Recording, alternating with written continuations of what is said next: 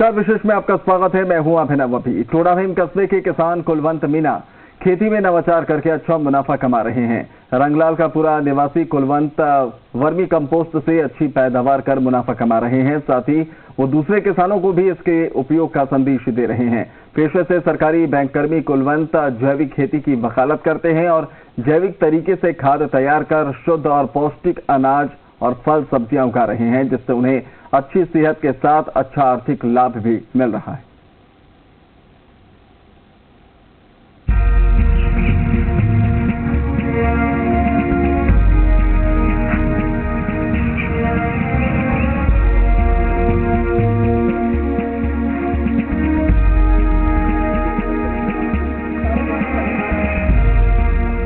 करौली के टोडाभीम में कुलवंत मीणा आधुनिक खेती के प्रगतिशील किसान बनकर दूसरे तमाम किसानों की प्रेरणा बन गए हैं। बैंकिंग सेवा में कार्यरत कुलवंत मीणा जैविक खेती के नए तरीके अपनाकर न केवल खुद मुनाफा कमा रहे हैं, बल्कि दूसरे किसानों को भी जैविक खाद्य तैयार कर अपनी आय बढ़ाने के लिए प्रेरित कर रहे हैं। कुलवंत मीणा अपने घर के पास फार्म हाउस पर खुद ही जैविक खाद्य तैयार करते हैं और उसी खाद्य को अपने खेतों में खेती के लिए इस्तेमाल करते हैं, जिससे उन्हें अच्छी पैदावार तो होती ही है, लेकिन एक अच्छी आय भी मिल रही है। कुलवंत अपने फार्म हाउस में तैयार जैविक खाद्य को मशीनों के माध्यम से कट्टों में पैकिंग कर दूसरे किसान भाइयों को भी उपलब्ध करवा रहे हैं। कई किसान उनके सुझाए जैविक तरीकों से खेती करके गेहूं, सरसों और सब्जियां पैदा कर अच्छा मुनाफा कमा रहे हैं। न्यूज में जैसे पता लगता था कि खाद हो गए, रासायनिक खाद हो गए, उनसे मतलब सबसे ज्यादा नुकसान किसान को खुद को ही हो रहा है। मतलब और लोगों को तो हो रहा है, लेकिन किसान को खुद को भी उन चीज़ों का बहुत नुकसान है। किसान इस चीज़ पर ध्यान नहीं दे पा रहा है। तो इन चीज़ों को देखने के बाद मैंने फिर थोड़ा पढ़ा। उसके बाद मुझे पता लगा कि हम जैविक खेती कर सकते हैं। सरकार भी इसके ऊपर बार बार फोकस कर रही है, जोर दे रही है। और फिर हमने थोड़ा प्लान बनाया। मैंने अपने चाचा से बात की। मेरे चाचा जो किसान हैं, मैंने उनसे बात की, उनको थोड़ा समझाया, तो चाचा ने इसमें पूरा मेरा सहयोग किया। कुलवंत मीणा का कहना है कि रासायनिक खाद्य एवं अन्य पदार्थों का खेती में उपयोग करने से खेती की जमीन की उर्वरा शक्ति कमजोर तो हो ही रही है, इसके साथ साथ किसान गंभीर बीमारियों को भी गले लगा रहे हैं। रासायनिक पदार्थों के उपयोग से जमीन की उर्वरा शक्ति क्षीण होती जा रही है। इसके लिए कुलवंत मीणा किसानों को जैविक खाद्य से खेती करने की भी सलाह दे रहे हैं। उनका कहना है कि जैविक खाद्य तैयार करने के लिए सरकार के द्वारा भी बहुत बड़े स्तर पर मुहिम छिड़ी हुई है और इसके लिए किसान भाइयों को सरकार के द्वारा अनुदान भी दिया जा रहा है, जिसका वह लाभ लेकर जैविक तरीके से खाद्य तैयार कर अपने परिवार सहित अन्य लोगों का भी जीवन बचा सकते हैं। जैविक खाद्य तैयार करने के तरीके और पद्धति की पड़ताल को लेकर दी राजस्थान की टीम भी युवा किसान कुलवंत मीणा के घर एवं फार्म हाउस पर पहुंची और उनके द्वारा किस तरीके से जैविक खाद तैयार करने तथा उसके तरीके प्रक्रिया की जानकारी हासिल की। आइए आपको दिखाते हैं कि कैसे एक युवा किसान ने अपनी सरकारी सेवाओं को बदस्तूर जारी रखते हुए अपने परिवार का साथ लेकर जैविक खाद को तैयार करने और जैविक तरीके से खेती करके अपने परिवार की आय में वृद्धि की है।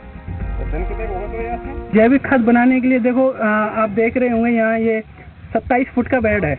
ये 1.5 फुट ऊंचा होता है और लगभग 2.5 फुट चौड़ा होता है। तो उसमें ना गोबर को जमा दिया जाता है। जमाने के बाद उसमें ऊपर केंचुए छोड़े जाते हैं। इसमें जो गोबर होता है वो 10 दिन से और 1.5 महीने 2 महीने तक मतलब नया गोबर चाहिए होता है। तो उसमें भी उसको भी हम डालने से पहले उसको 2-3 बार पानी डालना पड़ता है, 2-4 बार, ताकि उसमें जो गैस होती है, नमी, वो गर्मी होती है, वो निकल जाती है, ताकि केंचुओं को उनसे नुकसान नहीं हो। तो उनको हम डालने के बाद हम ये प्रोसेस शुरू कर देते हैं।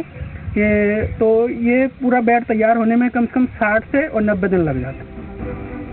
बैंक कर्मी कुलवंत मीणा कस्बे के एक ऐसे किसान हैं जो कृषि विभाग की सलाह को मानकर अपनी आय दोगुनी करने में कामयाब रहे हैं।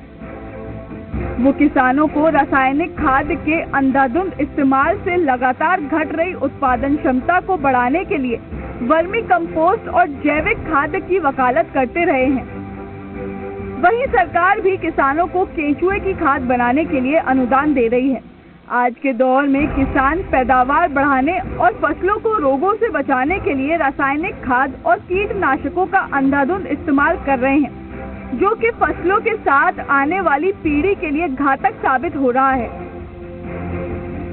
इनसे बचने के लिए कुलवंत मीणा किसान भाइयों को जैविक खेती के लिए जागरूक कर रहे हैं।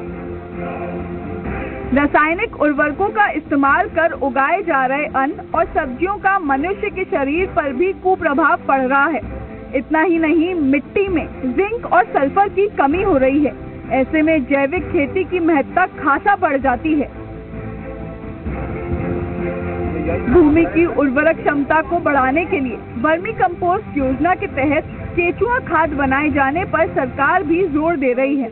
इसके लिए किसानों को अपने खेतों में केंचुआ खाद बनाने के लिए गड्ढा तैयार करने पर सरकारी अनुदान दे रही है।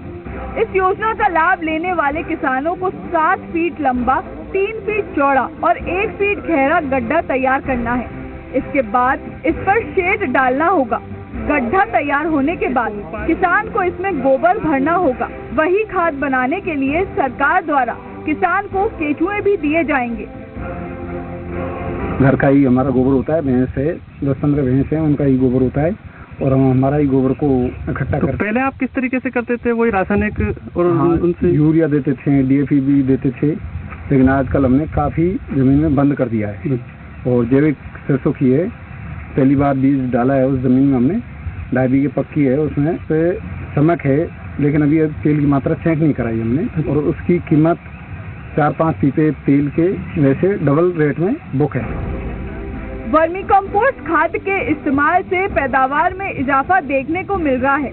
वहीं दिलचस्प ये भी है कि वर्मी कंपोस्ट खाद बनाने से किसान की फसल में लागत में कमी आ रही है, जिससे किसान को महंगी खाद और कीटनाशक खरीदने से मुक्ति मिलेगी।